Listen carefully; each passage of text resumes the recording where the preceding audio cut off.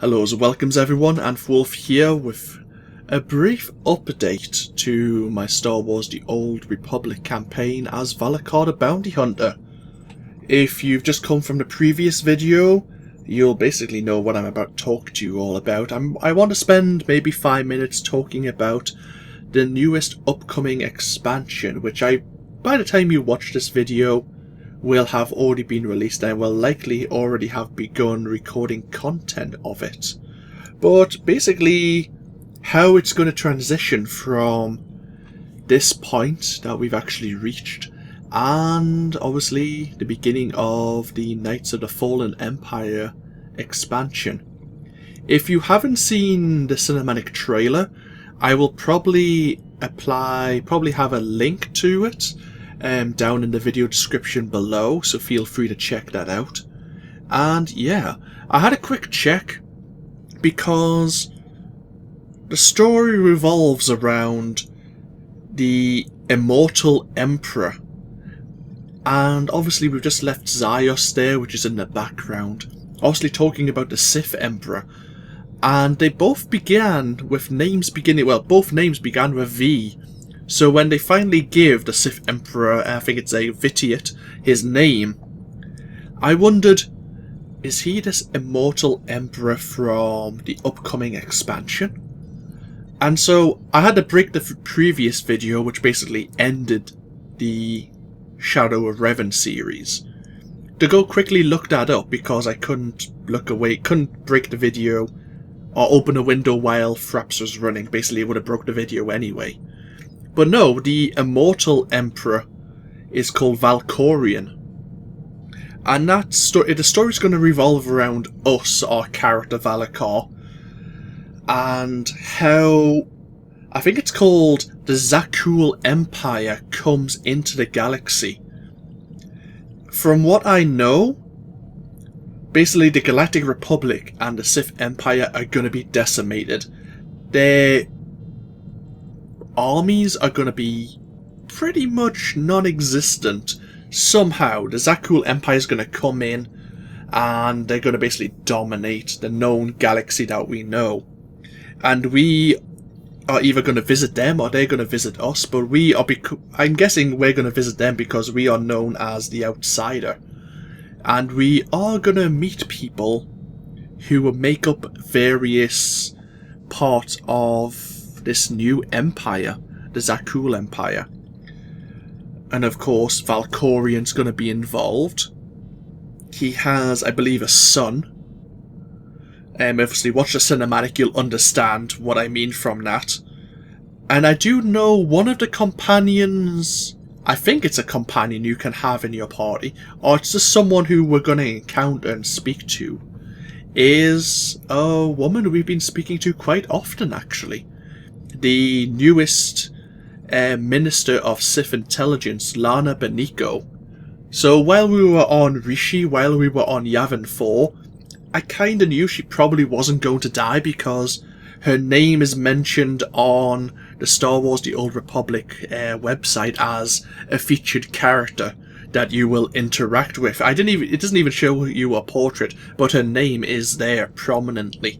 So I was like, well, okay, fair enough. We know she will survive and have some role to play in the upcoming expansion, which is cool. Kind of nice to know that. I don't know whether or not the companions we have already are going to stick with us.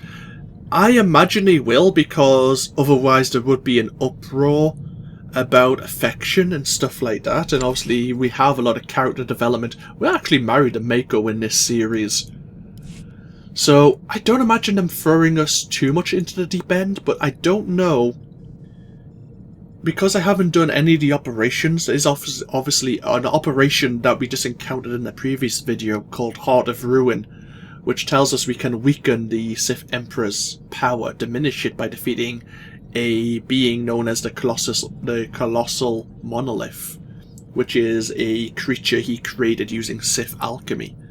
But I don't know if that defeats the Emperor, or whether or not he's just remaining on Zyos at the moment.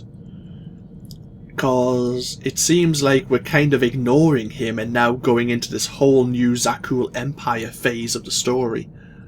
So I'm not sure if they're going to tie in the Sith Emperor and the Immortal Emperor. I really don't know. I'm kind of in the dark, which is kind of why I'm waiting for this newest expansion. As a subscriber, I think I do get the opportunity to start recording this on the 20th of October, which is about 2.5 weeks away now, at the time from when I record this at least. And obviously everyone else who's free to play will be getting this a week later on the 27th, I think it is. But no, I'm looking forward to continuing this story because I'm interested in knowing where it's going to go. To be honest, Shadow of Revan as an expansion, I haven't really enjoyed. I love Revan as a character. I love that they brought him back. But there was points that I really didn't enjoy, and I mentioned it during the series, because they've kind of skipped a lot of the interactive dialogue, especially in the side missions, which is why I didn't do the side missions on Zayas here. They were basically there to fill in, add a bit more to visiting a world rather than just doing the side missions. Whereas at least with the side missions, even on Makeb, which is part of the Rise of the Hutt Cartel expansion, at least on Makeb, you could still speak to people, and you could have different dialogue options, respond to them in certain ways depending on your mood or how you were maybe role-playing the character. And at the same time, it's like, depending on your class, they would also react to you differently. I think that's how I'm trying to put it. And I'm sure you all know what I mean, and I might be just totally wrong. I might be the one who's mistaken, but that's how I felt. Which is why I didn't do many. I think at the back end of Yavin 4, maybe the back end of Rishi and the back end of Ziost especially, I kind of went, I'm level 60, I don't care about getting a few extra credits. I've just hit over 5 million credits again, and I'm probably going to be flooding them into my Cybertech, Anya, to create my newest armor rings. I'm not going to worry about getting Elite and Ultimate Commendations. For some reason I'm having pictures of these being wiped when the new expansion comes out. Mostly because if people have saved them up, they could probably just spend the Ultimate Commendations immediately on level 65 endgame gear, which I don't know which way they're going to do it. I can't remember what they did in the previous expansion and know which way they may allow things to go this time.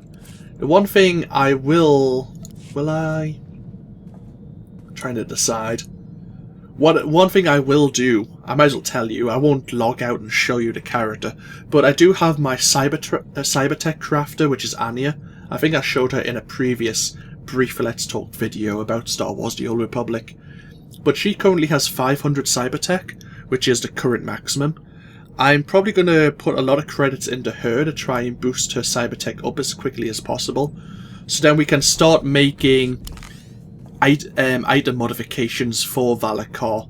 Because obviously he could be better equipped right now, but that's mostly due to we would need to do endgame operations and hard mode flashpoints to get these ultimate commendations. And it's probably going to be easier for us just to try and unlock and actually create our own level, maybe 61, 63, 65 maybe, armor rings when they become available. Because I imagine there's going to be a level 501 to 550 Cybertech skill enhancement, I suppose you could call it. So yeah, all these crew skills are probably going to jump from 500 to 550 as the maximum, the newest maximum.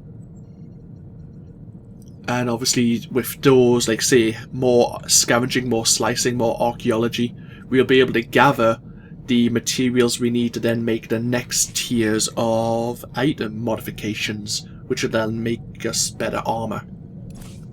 But yeah. Apart from that, I will end this video here. I'm not sure there's anything else I really need to mention. I do know they are changing some of the discipline paths. I think Jet Charge is being removed from level 10.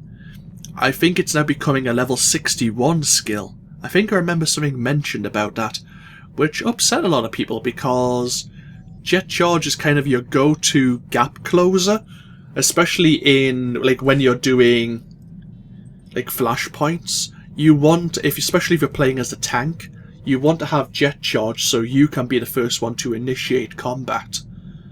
But to be fair, if we're level 60, we're going to get level 61 reasonably quickly. So it's not a massive complaint. We're going to be playing as a tank still. We're going to hopefully have Mako still in our party, have our wife there. And she can keep us alive while we look into the new episodic expansion. So yeah, I don't think I really need to mention anything else. This has went on longer than I thought it was going to. But I like to keep you all informed, basically. I hope you appreciate that. I hope you don't mind it. And I don't know, let me know what you think, if you so desire. Yeah. Anyhow, so I get to sit down and relax now for 2 weeks. And look at maybe another video game to maybe record in the meanwhile.